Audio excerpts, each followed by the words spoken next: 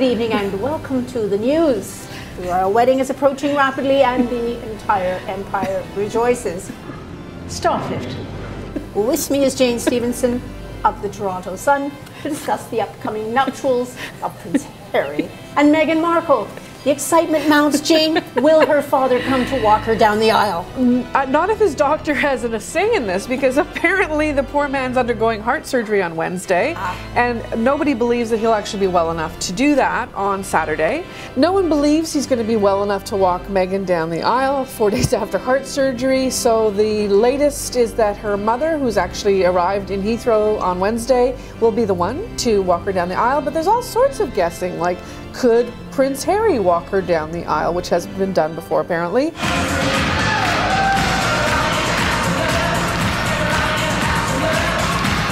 Could her Canadian dog Beagle, her Canadian dog who is a Beagle named Guy, walk her down the aisle? I vote for that. No more, Jane. The anticipation is killing. Really, one will not sleep prior to this event. That's all I can say there. All right, but now I must ask you about her ex-husband. Apparently, Meghan Markle has just dodged a big bullet. Yes, I mean, talk about opportunistic. Her ex-husband, who she was married for for 20 months, pitched a show to Fox TV about a divorced woman, American woman, moving to the colonies to marry a royal. Ooh. No shocker there, that was his pitch.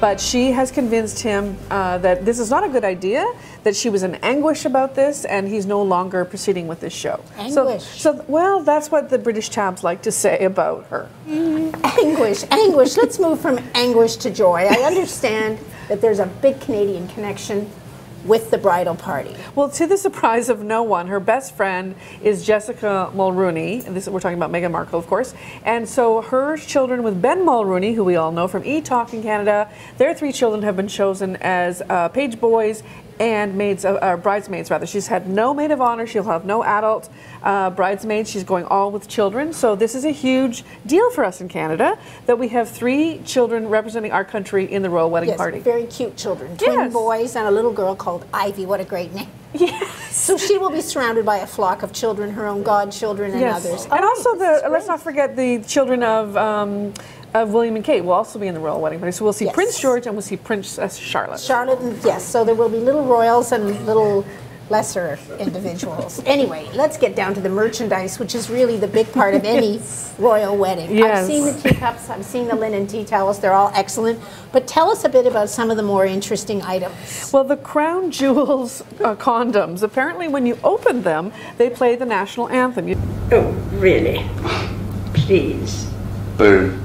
You've got to love that, right, Liz? I've got to, Jim. And the other thing is these very strange-looking one-piece women's bathing suits that have huge pictures of Prince Harry and Meghan Markle's pictures on them. And sadly, where Harry's goatee ends up, you might guess.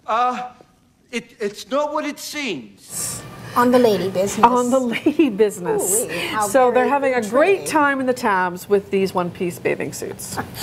Keeping up with the royal wedding, I'm Liz Braun for the Toronto Sun, reading the questions while Jane Stevenson does all the heavy lifting.